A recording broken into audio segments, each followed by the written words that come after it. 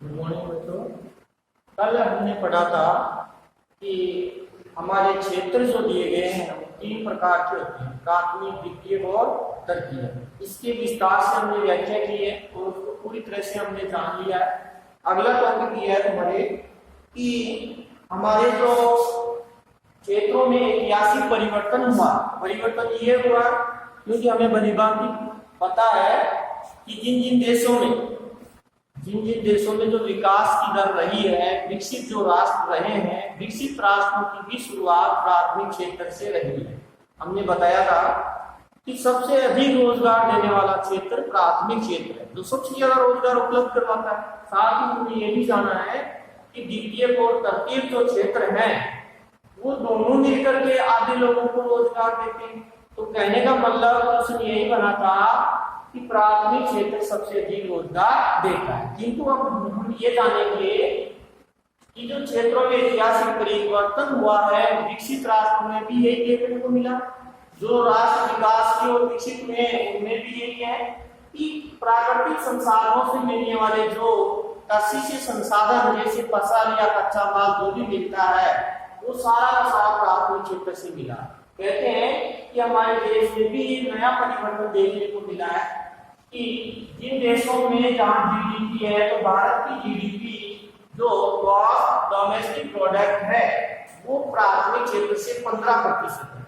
अब वो 15% आमदनी यानी कि पहले जब 1947 में देखा गया तो 1947 में जब हमारा देश आजाद हुआ उस समय यहाँ आमदनी लगभग 50% थी। लगभग 50% आमदनी दे रहा था उस समय प्राथमिक क्षेत्र। किंतु अब आमदनी इसमें घट रही है। लोग कृषि के क्षेत्र में रोजगार तो प्राप्त करते हैं, लेकिन यहाँ देश की जीडीपी में बहुत कम सहयोग हो रहा है। तो फिर द्वितीय क्षेत्र की ओर रुझान रहा।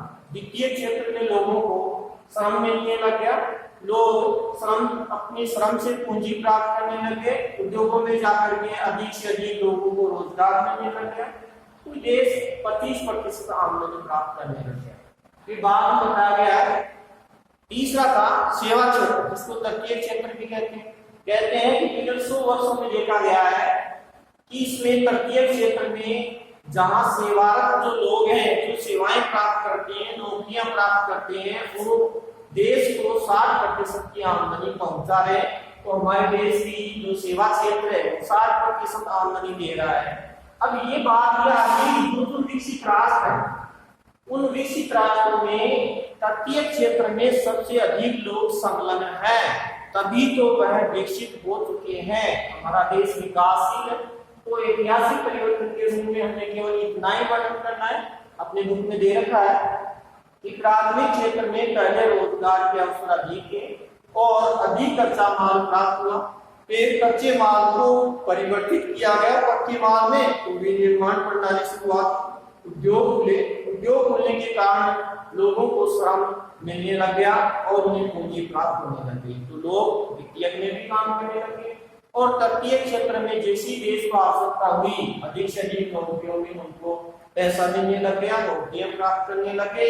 इस प्रकार आज विकसित राष्ट्र में सबसे ज्यादा सेवा क्षेत्र आमदनी प्रदान कर रहा है। दूसरी बात, नेक्स्ट टॉपिक है उत्पादन में तृतीय क्षेत्र का योगदान।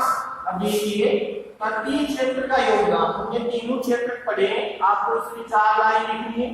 क्या लिखनी है वो ध्यान से देना है कि हमारे जो उत्पादन हो रहा है, कच्चा माल बन रहा है प्राथमिक क्षेत्र में बन रहा है, कच्चा माल पक्के माल में परिवर्तित हो रहा है द्वितीय क्षेत्र। तो इस प्रकार कहते हैं कि प्राथमिक क्षेत्र से जो 15% की आमदनी होती है वो 15% देश की जीडीपी में सहयोग करती है। किंतु वर्तमान में देखा जाए तो उत्पादन के रूप में आमदनी देने में द्वितीय और तृतीय भी सहयोगी हुए हैं। तो यहाँ देखिए द्वितीय कहते हैं, द्वितीय में हमने 25% आमदनी प्राप्त की, तृतीय में हमने 60% की आमदनी प्राप्त की, द्वितीय और तृतीय। तो तृतीय जो क्षेत्र है, तृतीय क्षेत्र उसमें हमने 60% की आमदनी प्राप्त की। इस प्रकार दोनों को मिलाकर के 85% की हिस्सेदारी की। इस 85% की हिस्सेदारी से हमारे देश को सहयोग बहुत अधिक मिल रहा है और इसमें आधे लोग कहते हैं इसमें 1/2 या कह सकते हैं आधे लोगों को रोजगार मिलता है, आधे लोग इस काम में संलग्न हैं, आधे लोगों को रोजगार उपलब्ध हो रहा है। ये हमारे ऐतिहासिक परिवर्तन देखने को मिलता है।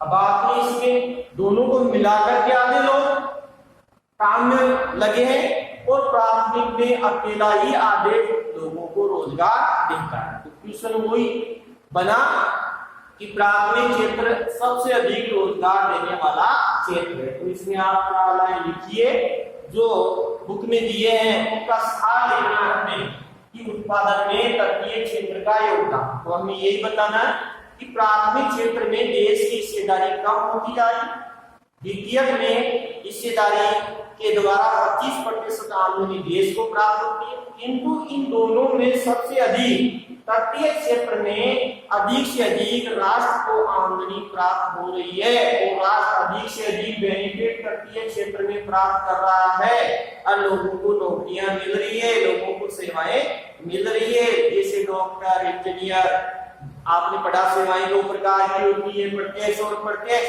जैसे परिवहन है, संचार है, इनमें भी लोगों को रोजगार मिलता है, भंडार है, बैंक है, इनमें भी लोगों को नौकरियां मिलती है। तो ये हिस्सेदारी सबसे ज्यादा 85% क्वेश्चन बनता है यहाँ पर, बहुत ही मस्त क्वेश्चन है, वीआईपी क्वेश्चन है। ये 85 जो है ये आपको क्या बता रहा है, यहाँ क्वेश्चन बन रहा है वीआईपी क्वेश्चन ये है कि द्वितीयक और तटीय क्षेत्र की देश की जीडीपी में कितनी हिस्सेदारी है। इसको पता है कन्फर्म वो 85% लिखेगा और ये 1 नंबर का मार्क्स है। इसे 1 नंबर का प्राप्त करने के लिए इसके मोस्ट जो क्वेश्चन है वही महत्वपूर्ण है और वही आता। अब बात आती है कि हमने ये इस प्रकार पढ़ा, फिर दिया है हमारे आर्थिक वृद्धि एवं आर्थिक विकास। अब देखिए आर्थिक वृद्धि और आर्थिक विकास अपने आप में महत्वपूर्ण है। आर्थिक वृद्धि सबको पता है कि हमें धन में अधिक से अधिक प्रगति करना और आर्थिक विकास एक आर्थिक से संबंधित धन से यहाँ प्रयोजन दिया गया है और हम जानते हैं धन से प्राप्त करना हमारा सबसे महत्वपूर्ण काम है। राष्ट्रीय आय में बढ़ती है, राष्ट्रीय आय आपको पता है बढ़ती है क्या करने से, अंतिम वस्तुओं के उपभोग करने से। और राष्ट्रीय आय के साथ साथ जहाँ अंतिम वस्तुओं का कहते हैं कि लोगों को रोजगार मिलेगा क्षेत्रों में, तो वे प्रति व्यक्ति आय बढ़ेगी, प्रति व्यक्ति आय बढ़ेगी तो देश की राष्ट्रीय आय बढ़ेगी, क्योंकि लोगों की आय बढ़ेगी तो अंतिम वस्तुओं का उपभोग ज्यादा करते हैं। जैसे मान लो टीवी फ्रिज जो भी सुविधाएं हैं उनको लोग ज्यादा इस्तेमाल करते हैं तो देश विकास करता है। बात आती है विकास। हम साधारणतः ये जानते हैं कि विकास को साधारण अर्थ मुख्यतः विकास साधारण अर्थ। अब देखिए साधारण अर्थ में क्या होता है विकास। साधारण अर्थ में तो हम ये कह सकते हैं कि प्रगति करना ही विकास कहलाता है। जो लोग प्रगति करते हैं किसी प्रकार से धन से संबंधित सामाजिक प्रगति करना ही विकास कहलाता है, विकास कहलाता है। हम इसको परिभाषित कर सकते हैं साधारणतः अर्थ के रूप में प्रगति करना ही विकास कहलाता है। किंतु अगर शाब्दिक अर्थ में करे, तुम्हारे यहाँ परिभाषा को विस्तारित नहीं किया है, जो उनकी बात समझ नहीं है वो ये प्रगति करना। अब प्रगति किसकी चीज में करनी चाहिए, तो हमें आर्थिक स्थिति, सामाजिक, राजनीतिक, जिसके अंतर्गत हमें अधिक से अधिक विकास करना है और अशिक्षा को हमें कम करना है कि हमारी शिक्षा को बढ़ाना है। जो लोग अशिक्षित हैं उन्हें हमें पढ़ाना है, उन्हें आगे बढ़ाना है। इन सारी चीजों पर सारे जो मुख्य बिंदु हैं उन पर हमें प्रगति करनी है कि एक बिंदु पर, तब तो हम कहते हैं इसको विकास। अगर मान लो राष्ट्रीय आय और प्रगति आय को ही कहे कि हमें राष्ट्रीय आय जो है, प्रति व्यक्ति आय जो है, उनमें हमें विकास करना है और वो विकास करते हैं, नहीं, इसके अन्य पहलू भी है जिसके अंतर्गत हमें विचार करना है, समाज के विकास को जानना है। दूसरी बात कि हमारी जो आर्थिक विकास पॉइंट नंबर आर्थिक वृद्धि एवं आर्थिक विकास। तो मैं लिख रहा हूं आर्थिक विकास। अब देखिए आर्थिक विकास और आर्थिक वृद्धि इन दोनों को समझने के लिए प्रमुखतः हम परिभाषा के रूप में या तो हम टेबल बना सकते हैं ताकि सारांश के रूप में हम परिभाषा समझ सकते हैं कि दोनों का अर्थ क्या है। दोनों के अर्थ के रूप में जैसे मैं यहाँ लिख रहा हूं, जैसे मान लो ये हमने टेबल के रूप में लिख दिया।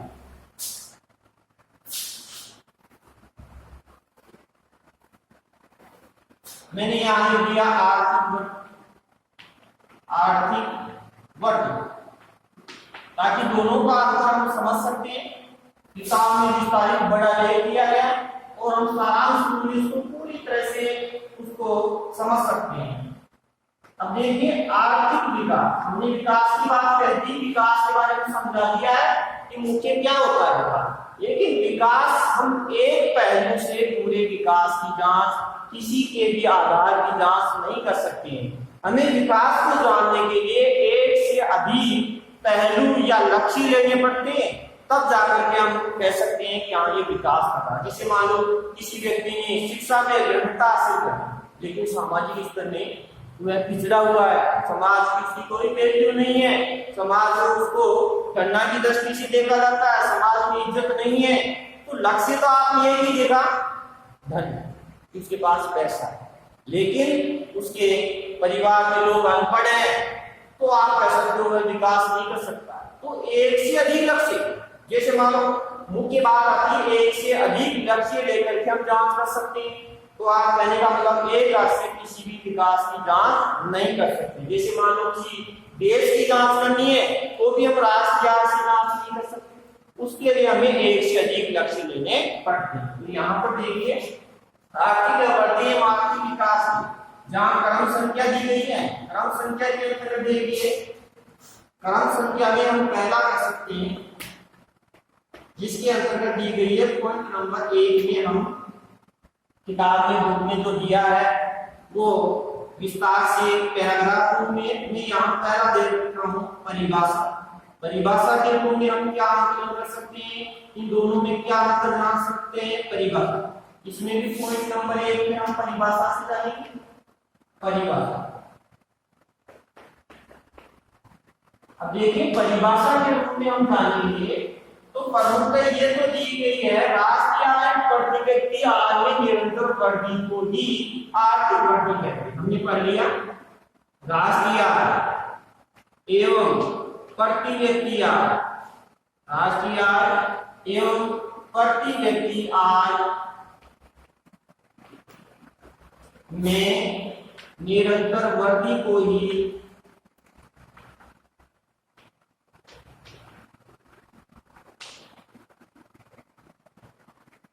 आर्थिक वृद्धि कहते हैं। ये लिखिए मैंने आर्थिक वृद्धि कहते हैं। ये परिभाषा के रूप में हमारा पहला अंतर हो गया।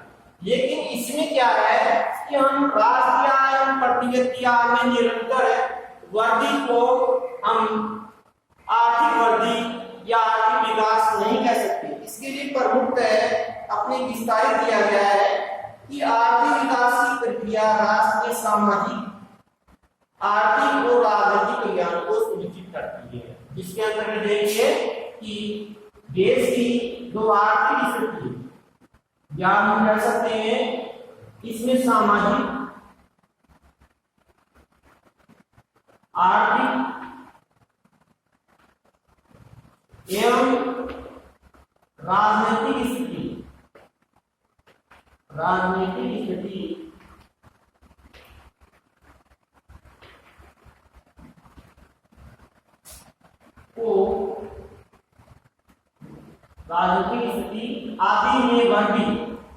आदि में वृद्धि को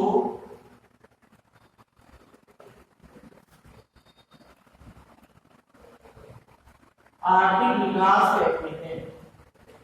आर्थिक विकास कहते हैं। अब देखिए हम परिभाषा से ही इसके दूसरे अंतर की बात करें तो वो आसानी से समझ सकते हैं। इसमें केवल एक ही आयाम होता है आर्थिक वृद्धि तो हम लिख सकते हैं इसमें एक ही आयाम होता है, इसमें एक ही आयाम होता है, जिसके अंतर्गत हम जान गए हैं कि वो आयाम है आर्थिक वृद्धि। भली भांति परिचित है कि आर्थिक वृद्धि में केवल राष्ट्र क्या है, प्रति व्यक्ति आय में निरंतर वृद्धि। अब निरंतर जो वृद्धि होती है वो एक आयाम होता है, तो इसमें एक ही आयाम होता है। और हम इसमें लिख सकते हैं इसमें एक से अधिक आयाम होते हैं, इसमें एक से अधिक आयाम होते हैं। अब एक से अधिक आयाम भली ऊपर दिए हैं, जिसके अंतर्गत सामाजिक आर्थिक एवं राजनीतिक गतिविधियां तीनों पर हम विचार करते हैं, तब हम उसको कहते हैं आर्थिक विकास। इसके साथ ही यह मूल्यहीन अवधारणा है, यानी कि इसमें एक ये से किया है कि इसमें गुणात्मक आयाम प्रमुखतः गुणात्मक आयाम नहीं होते। आर्थिक वृद्धि केवल धन होता है, तो हम लिख सकते हैं इसमें गुणात्मक आयाम नहीं होते, इसमें गुणात्मक आयाम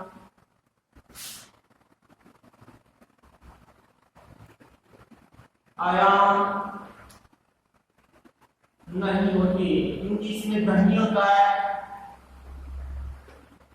और इसमें लिख सकते हैं हम इसमें गुणात्मक आयाम होते हैं, इसमें गुणात्मक आयाम होते हैं, जैसे सामाजिक राजनीतिक और आर्थिक गुणात्मक आयाम होते हैं। ये जो तीन अंतर है, चौथा अंतर हम क्या कर सकते हैं, जिसके अंतर्गत दिया गया है मूल्यहीन अवधारणा है। मूल्यहीन कि हमारी जो आर्थिक वृद्धि है वो मूल्यहीन है, आर्थिक वृद्धि में मूल्यहीन अवधारणा है, मूल्यहीन अवधारणा है, जिसके अंतर्गत सामाजिक और राजनीतिक संस्थागत स्थितियां नहीं होती है, मूल्यहीन अवधारणा होती है। और उसमें दिया है मूल्यहीन अवधारणा के रूप में, जहां इसमें केवल मूल्य की बात होती है, धन के बारे में बताया गया है, और उसमें प्रमुख मूल्य की अवधारणा नहीं होती है, इसमें धन से संबंधित नहीं होता है। तो हम इसमें लिख सकते हैं मूल्यहीन अवधारणा नहीं होती, मूल्यहीन अवधारणा नहीं होती है। कौन सी? आर्थिक विकास, क्योंकि इसमें धन से संबंधित नहीं बल्कि सामाजिक और राजनीतिक स्थितियां भी इससे अवगत होती है। ये दिया है आर्थिक वृद्धि और आर्थिक विकास में। देखिए अब व्याय की बात क्या आती है, मुख्य बात आती है इनकी परिभाषा। दोनों की परिभाषा व्याय की है, इस और इसकी जो परिभाषा है वो व्याय की वेरी इंपॉर्टेंट पर्सन अपने आप में महत्वपूर्ण बनता है कि आर्थिक वृद्धि किसे कहते हैं, आर्थिक विकास किसे कहते हैं। एक नंबर के क्वेश्चन के लिए यही बनते हैं। और यह पूछ सकता है आर्थिक वृद्धि एवं आर्थिक विकास में दो अंतर बताइए। एक नंबर के क्वेश्चन में दो अंतर भी पूछ सकता है। यह है इसके संबंधित टॉपिक जो आर्थिक वृद्धि एवं आर्थिक विकास में किया गया। अब देखिए किसी भी देश की राष्ट्रीय आय और प्रति व्यक्ति आय के साथ साथ हम आर्थिक वृद्धि और आर्थिक विकास से भी सही आंकलन नहीं हो पाता है। इस आंकलन की जांच करने के लिए हमें इसके बारे में बताना है, जिसके अंतर्गत आप कह सकते हो कि इसे आर्थिक विकास के साथ साथ कुछ अन्य अवधारणाएं भी होती है। इस आर्थिक विकास के अलावा कुछ अन्य अवधारणाएं भी होती है। उन अन्य अवधारणाओं के अंतर्गत ये बताया जाता है कि इसमें सतत विकास, समावेशी विकास और मानव विकास, इनके बारे में भी विस्तार से वर्णन किया गया है। सतत विकास, मानवीय विकास और सामाजिक विकास, इन पहलुओं के बारे में भी हम विस्तार से जानेंगे कि सतत विकास क्या होता है, जो प्रमुख है अपने दहाड़ीय विकास के नाम से भी जाना जाता है। तो हम यहाँ देख सकते हैं सतत विकास, जहां पर होते हैं प्राकृतिक संसाधनों की निरंतरता बनाए रखते हुए जो आर्थिक विकास किया जाता है, इसे सतत विकास कहते हैं। देखिए सतत विकास, सतत विकास या धारणीय विकास। ये धारणीय जो शब्द है ये धारणीयता से बना हुआ है, जिसमें बताया जाता है कि हमारे ये परंपरा और ये धारणा रही है कि हमने जो विकास प्राप्त किया है वह और अधिक ऊंचा हो या बड़ा हो, विकास अधिक करे, तो वह हमें विकास तो करना है, लेकिन हमें प्राकृतिक संसाधनों की निरंतरता को बनाए रखना है।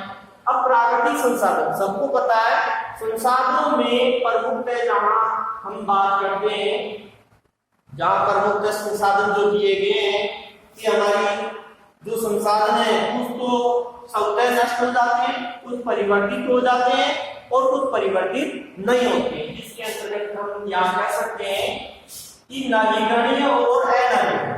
अब देखिए थोड़ा मैं इसको विस्तार से बता देता हूँ। नवीकरणीय संसाधन, नवीकरणीय संसाधन और दूसरा है अनवीकरणीय संसाधन। जहां परिवहन की आप देखना चाहो तो ये बहुत ही मोस्ट है, इसके अंतर्गत विस्तार से दिया गया है कि समापयिता के अनुसार संसाधन दो प्रकार के होते हैं। हम देख सकते हैं समापयिता के अनुसार संसाधन दो प्रकार के होते हैं। संसाधन दो प्रकार के होते हैं।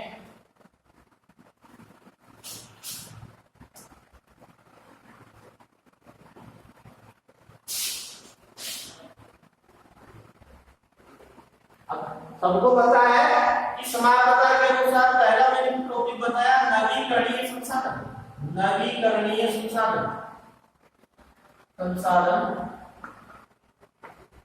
दूसरा दिया है अनवीकरणीय संसाधन, अनवीकरणीय संसाधन। अब देखिए आपकी किताब में इसको विस्तार से नहीं दे रखा, केवल परिभाषा को दे रखा है। जब तक किसी बात को हम पहचान नहीं कर सकते तो परिभाषा से हमें समझना बहुत ही मुश्किल होता है। नवीकरणीय संसाधन आप लिख सकते हैं, मैं बोलता हूँ बातों को आप बार बार जो है रिपीट करके बार बार सुन करके इस डेफिनेशन को आप पूरा कर सकते हैं।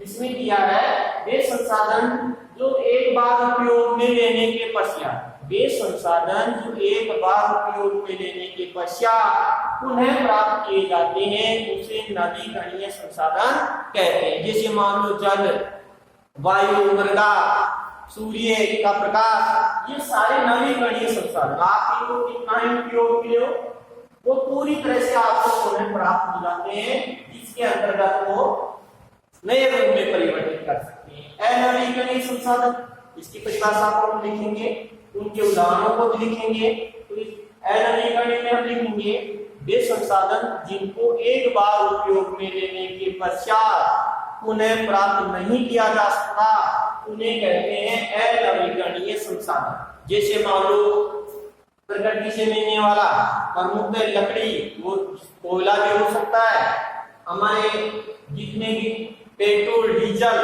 गैस जो प्राकृतिक संसाधन है वो पुनः प्राप्त नहीं होते हैं, उस किसी न किसी प्रकार से वो स्वतः समाप्त हो जाते हैं। तो हमारे को यही बताना है कि हमारे प्राकृतिक संसाधनों की इस परिभाषा को लिखना है। मेरे शब्द विकास में नीचे परिभाषा के रूप में लिखेंगे, लास्ट बात है परिभाषा में हम ये लिखेंगे, मेरे आवाज से आप परिभाषा को लिखिए कि प्राकृतिक संसाधनों की निरंतरता को बनाए रखते हुए, प्राकृतिक संसाधनों की निरंतरता को बनाए रखते हुए हम जो आर्थिक विकास किया जाता है कि प्राकृतिक संसाधनों की निरंतरता को बनाए रखते हुए जो आर्थिक विकास किया जाता है उसे सतत विकास कहते हैं या धारणीय विकास कहते हैं।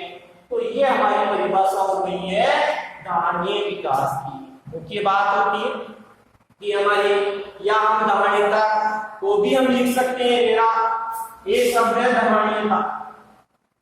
धारणीयता अपने आप में परिभाषित शब्द है, इसकी आप परिभाषा लिख सकते हो धारणीयता। हमने जो विकास प्राप्त किया है वह और ऊंचा हो तथा भावी पीढ़ी के लिए बना रहे, उसे हम धारणीयता कहते हैं, उसे हम धारणीयता कहते हैं। ठीक है, अब नेक्स्ट टॉपिक अभी बाद में बताएंगे, तब तक के लिए इतना ही, थैंक यू।